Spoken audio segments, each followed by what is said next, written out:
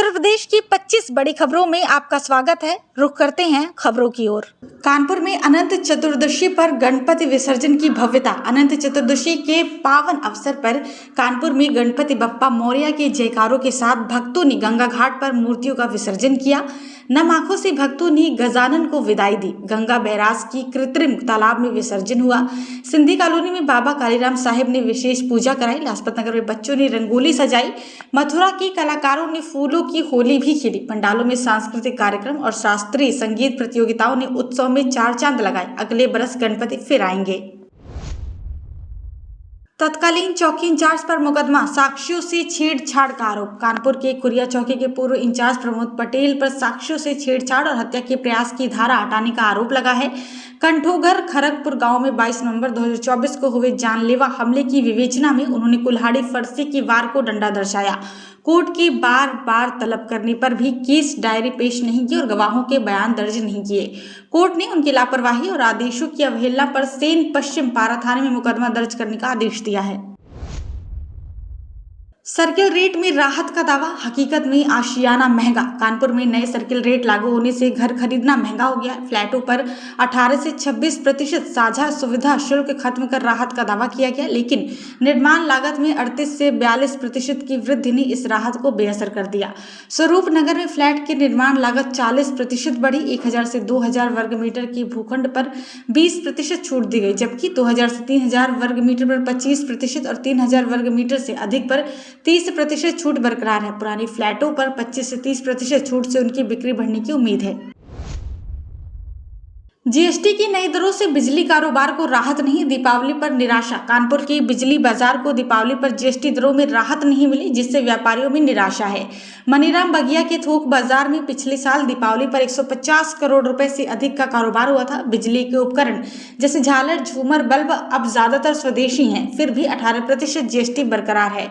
कारोबारी 5% टैक्स की मांग कर रहे थे, लेकिन राहत नहीं मिली। ये बाजार आसपास के जिलों को आपूर्ति करता है और स्थानीय कारीगरों को रोजगार भी देता है।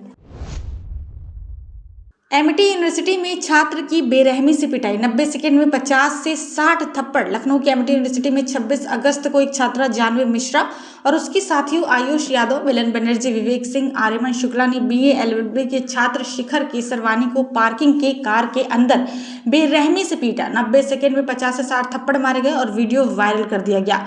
शिखर, जो हाल ही में ऑपरेशन के बाद छड़ी के सहारे चलता है, अवसाद में है। आरोपियों ने उसका मोबाइल तोड़ा और जान से मारने की धमकी दी। चिन्हट पुलिस ने मुकदमा दर्ज कर जांच शुरू कर दी है।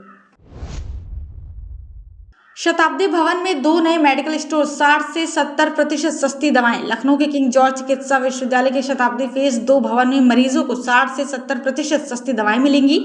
2 नए hospital revolving fund medical store दूसरे और 5वें तल पर खुलेंगे। भूतल पर चल रहा पुराना स्टोर बंद होकर वहां 4 बेड का ट्रायल एरिया बनेगा। कुलपति डॉक्टर सोनिया नित्यानंद के निर्देश पर यह कवायद शुरू हुई है। शताब्दी भवन में विभिन्न विभागों के मरीजों को सस्ती दवाओं से राहत मिलेगी और भवन को एनएचबीएच मानकों पर तैयार किया जाएगा। यूपी में फल वाइन की शुरुआत, केडी ग्रीन सॉल्यूशन और एम्ब्रोसिया वाइनरी से किसानों की आय बढ़ेगी। उत्तर प्रदेश में पहली बार स्थानीय फलों से बनी वाइन बाजार में उपलब्ध है। मुजफ्फरनगर के केडी ग्रीन सॉल्यूशन ने वाइन बिक्री शुरू कर दी, जबकि लखनऊ की एम्ब्रोसिया वाइनरी आम, दालचीनी और शहद से बनी वाइन जल्द लाएगी। सहारनपुर, गौतम बुद्ध नगर और कानपुर देहात में भी वाइनरी शुरू हो चुकी है। राज्य सरकार की 5 साल की आबकारी ड्यूटी छूट से वाहन उत्पादन को बढ़ावा मिलेगा, जिससे किसानों की आय बढ़ेगी और फल उत्पादन को प्रोत्साहन भी मिलेगा। यूपीएसएससी पीईटी 2025 पहले दिन 12 लाख अभ्यर्थी कंट्रोल रूम से निगरानी। उत्तर प्रदेश अधीनस्थ सेवा चयन आयोग की प्रारंभिक अर्हता परीक्षा 6 सितंबर से शुरू हो रही है। 2 दिन तक 48 जिलों में आयोजित इस परीक्षा में 25,31,996 अभ्यर्थी हिस्सा लेंगे। पहले दिन 12.5 लाख से अधिक 2 पालियों में परीक्षा देंगे। लखनऊ में सर्वाधिक परीक्षा केंद्र बने हैं, जबकि सुल्तानपुर में 11 केंद्र हैं। नकल विहीन और पारदर्शी परीक्षा के लिए जिला और राज्य स्तर पर कंट्रोल रूम स्थापित किए गए हैं। परिवहन विभाग ने बसों और विशेष ट्रेनों की व्यवस्था भी की है।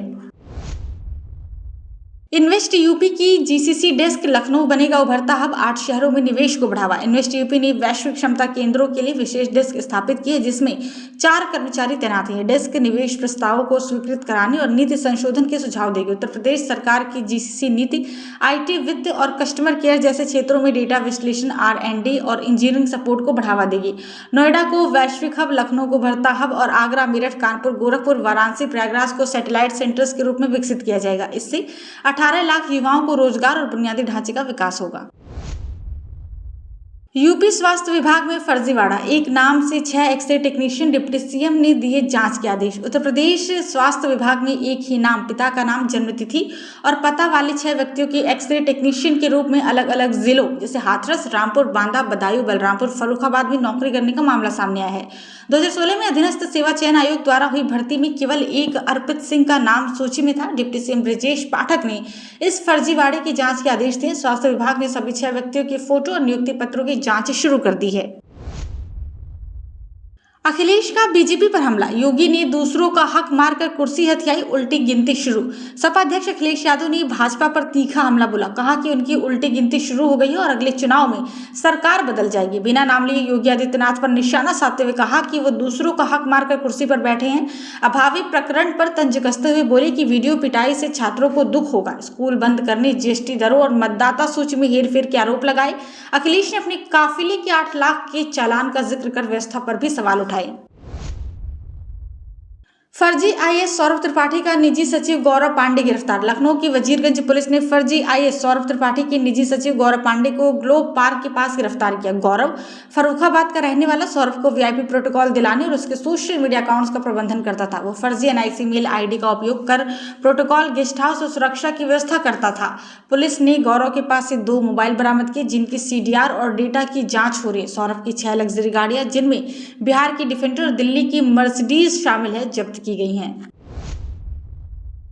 खेल सामग्री पर जीएसटी 12% से घटकर 5%। स्पोर्ट्स सिटी में उत्साह, मेरठ के खेल उद्योग को बड़ी राहत मिली है। सामान्य खेल सामग्री जैसे क्रिकेट, फुटबॉल, बास्केटबॉल, बैडमिंटन के बल्ले, गेंद आदि पर जीएसटी 12% से घटाकर 5% कर दिया गया है। इससे ये उपकरण 7 से 12% सस्ते होंगे, जिससे स्कूल, कॉलेजों और अकादमियों में मांग बढ़ेगी। हालांकि shot put, hammer, javelin, weight lifting जैसे एथलेटिक्स उपकरणों पर 18% जीएसटी बरकरार है। उद्यमियों का कहना है कि ये कदम बिक्री, रोजगार और अंतर्राष्ट्रीय प्रतिस्पर्धा को बढ़ावा देगा। मेरठ में खेल संस्कृति को प्रोत्साहन मिलेगा और उत्पादन में वृद्धि भी होगी। मेटा के अलर्ट पर यूपी पुलिस की तत्परता, आगरा के युवक की जान बचाई। आगरा के 23 वर्षीय युवक ने आर्थिक तंगी और प्रतियोगी परीक्षा की तैयारी के दबाव में इंस्टाग्राम पर आत्महत्या की पोस्ट डाली, जिसमें लिखा, नहीं रहूंगा आज मैं, मेरी मम्मी को संभाल लेना। मेटा के अलर्ट पर इटावा की सिविल लाइंस पुलिस ने 10 मिनट में दिल्ली हावड़ा रेल ट्रैक पर पहुंचकर उसे बचा लिया। युवक किराए के मकान में रहकर पढ़ाई कर रहा था और पैसे की कमी से परेशान था। पुलिस ने काउंसलिंग की और युवक ने दोबारा ऐसी गलती न करने का वादा भी किया। पुलिस की धमकी से डरे फेरी वाले ने लगाई फांसी, जन्म प्रमाण पत्र विवाद बना जानलेवा। आगरा में 40 वर्षीय फेरी वाले पप्पू ने कथित पुलिस उत्पीड़न से डरकर आत्महत्या कर ली। वो अपनी बेटी का जन्म प्रमाण पत्र बनवाने के लिए पंचायत सचिव रश्मि राठौर के पास भटक रहा था।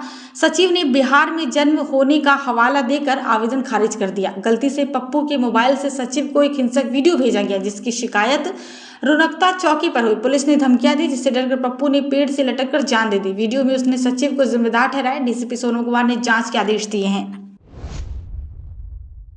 मैनेजर का शव फ्लैट में लटका मिला, भाई ने पत्नी और ससुराल वालों पर लगाए प्रताड़ना के आरोप। गुरुग्राम के सोहना में दौला रोड की MVN सोसाइटी के फ्लैट में आगरा निवासी मैनेजर गौरव का शव पत्नी के दुपट्टे से लटका मिला। पुलिस ने इसे आत्महत्या बताया, लेकिन मृतक के भाई राघवेंद्र सिंह ने पत्नी रीता और ससुराल वालों पर गंभीर आरोप लगाए। उन्होंने कहा कि शादी के 1 साल बाद से रीता गौरव को प्रताड़ित कर रही थी, झूठे आरोप लगाए और माता पिता के खिलाफ कार्रवाई करवाई। 6 दिन पहले रीता घर छोड़कर चली गई थी। पुलिस ने पोस्टमार्टम के बाद शव सौंपा और जांच शुरू कर दी है। पीटी परीक्षा 2025 आगरा मथुरा से स्पेशल ट्रेनें, रूट और टाइमिंग। उत्तर प्रदेश अधीनस्थ सेवा चयन आयोग की प्रारंभिक अर्हता परीक्षा 6 से 7 सितंबर 2025 को होगी। आगरा में 95,904 अभ्यर्थियों के लिए 51 केंद्रों पर सख्त इंतजाम किए गए। नकल रोकने के लिए कलाई घड़ी, मोबाइल, ATM कार्ड जैसे इलेक्ट्रॉनिक उपकरणों पर प्रतिबंध है। परीक्षा केंद्रों पर CCTV और कंट्रोल रूम से निगरानी होगी। प्रयागराज में पीटी परीक्षार्थियों का हंगामा, झांसी के लिए चली विशेष ट्रेन। प्रयागराज में 5 सितंबर 2025 को यूपी एसएससी पीटी परीक्षा के लिए झांसी जाने वाले अभ्यर्थियों की भीड़ ने बुंदेलखंड एक्सप्रेस में हंगामा कर दिया। कंफर्म टिकट वाले यात्री भी स्लीपर और एसी कोच में नहीं चढ़ पाए क्योंकि परीक्षार्थी इनमें घुस गए।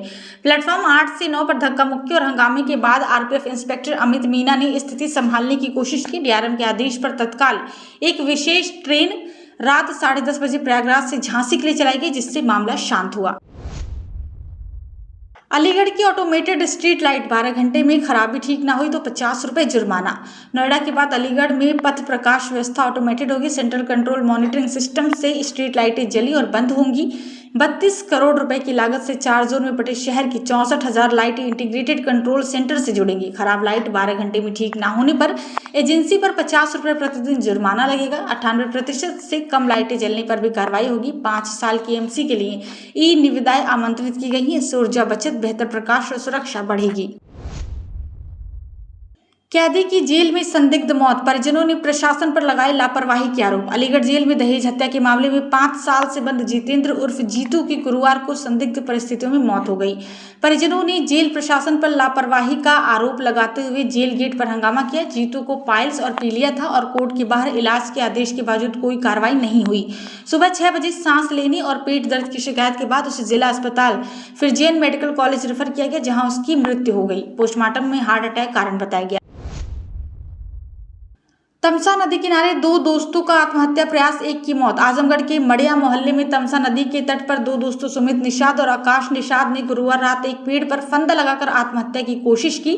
सुमित की मौत हो गई जबकि डाल टूटने से आकाश बच गया, लेकिन गंभीर हालत में उसे मंडलीय अस्पताल में भर्ती किया गया। दोनों दिल्ली से 20 दिन पहले लौटे थे और उनकी मानसिक स्थिति ठीक नहीं थी। घटना से पहले उन्होंने एक युवती को डराने की कोशिश की थी, जिसके बाद गाँव वालों से बचते हुए नदी किनारे पहुंचे। पुलिस ने शव को पोस्टमार्टम के लिए भेजा है।